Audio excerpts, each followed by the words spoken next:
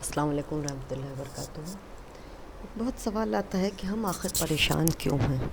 آج لگ بھگ ہر انسان ٹینشن میں ہے، پریشان ہے، اور جو پریشانی کی سب سے زیادہ بڑی وجہ ہے وہ ہے ہماری مالی پریشانی۔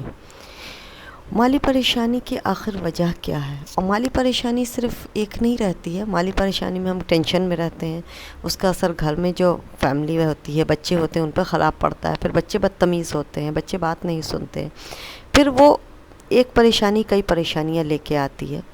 ہم بیمار پڑ جاتے ہیں، پھر وہ الگ ہم صحت سے بھی پریشان ہو جاتے ہیں۔ تو آخر اس کی وجہ کیا ہے؟ سب سے پہلی چیز یاد رکھیے کہ اللہ سبحانہ تعالیٰ نے جس چیزوں کو حلال کیا ہے وہ دنیا میں بھی ہمارے فائدے کے لیے، اور جو چیزوں کو حرام کیا ہے وہ دنیا میں بھی ہمارے لیے نقصان کے لیے ہے، کیونکہ دنیا آخرت کی کھیتی ہے۔ جب کھیتی اچھی ہوگی تبھی تو فصل اچھی ہوگی، اور دنیا کی جو سب سے قیمتی چیز ہوتی ہے وہ ہے ذہنی سکون۔ لیکن آج ہم بہت زیادہ پریشان ہیں، اور اس پریشانی کی ایک بہت بڑی وجہ ہے کہ ہمارا سود میں انوالو ہونا۔ دیکھیے، ہم لوگ اس دور میں رہ رہے ہیں جہاں ہر چیز کو بہت خوبصورت بنا کے مارکیٹنگ کی جاتی ہے۔ جیسے لون دکھایا جاتا ہے کہ جو آپ نے لون لے لیا، گھر لے لیا، تو آپ ایک دم ٹینشن فری ہو گئے، جبکہ وہ ٹینشن فری نہیں ہوتا، وہ ٹینشن کی شروعات ہوتی ہے۔ اللہ سبحانہ تعالیٰ نے سورۃ البقرہ کی آیت نمبر 176 میں فرمایا ہے، یمحق اللہ الربا ویربی الصدقات، اللہ تعالیٰ سود کو مٹاتا ہے اور صدقے کو بڑھاتا ہے۔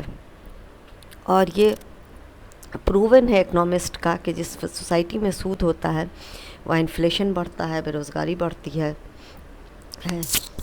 تو اور بہت سارے گناہ قرآن میں ہیں، لیکن ہر گناہ کے لیے ایک لائن یا دو لائن کہی گئی ہے، لیکن سود ایک ایسا گناہ ہے جس کے لیے کئی آیات آئی ہیں۔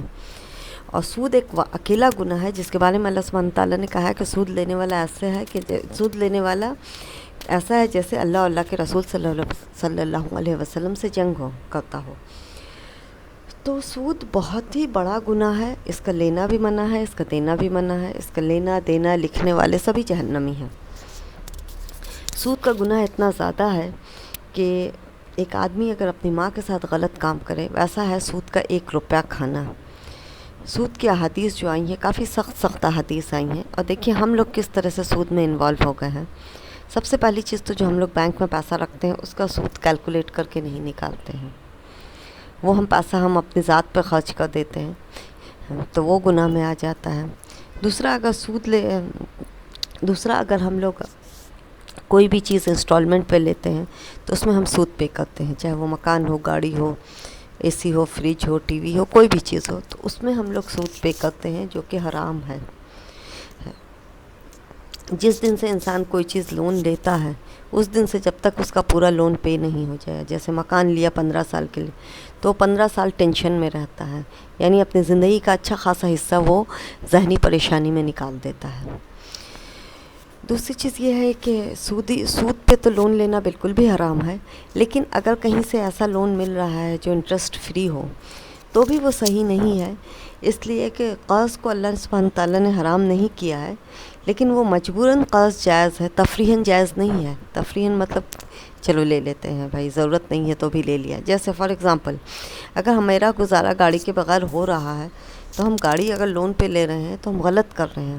ایک تو اگر سود والا لون ہے تو بالکل حرام ہے، لیکن اگر بغیر سود والا لون ہے تو بھی صحیح نہیں ہے، اس لیے کہ آپ صلی اللہ علیہ وسلم جو ہے قرضدار کا جنازہ نہیں پڑھاتے تھے جب تک کہ اس کا قرض کوئی پے نہیں کر دیتا تھا۔ حدیث میں یہاں تک آتا ہے کہ شہید کے سارے گناہ معاف ہو جاتے ہیں سوائے قرض کے۔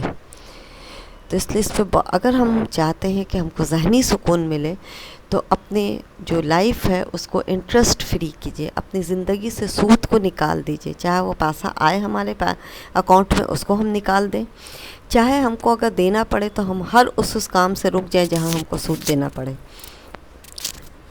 دوسری چیز جو سکون کے لیے ضروری ہے وہ ہے کہ زکوٰۃ ضرور دیا جائے، اس لیے کہ زکوٰۃ جو ہے جس سوسائٹی میں زکوٰۃ نہیں دی جاتی ہے وہاں پہ اکنامک کرائسس آتا ہے، اور اکنامک کرائسس میں ہوتا ہے کہ انسان پھر بہت پریشان ہو جاتا ہے، اور پھر پریشانی بہت سارے مسئلے لے کر آتی ہے. صرف ایک ذہنی پریشانی نہیں ہوتی، صرف ایک پیسے کی پریشانی نہیں ہوتی، بہت سارے مسائل لے کر آتی ہے.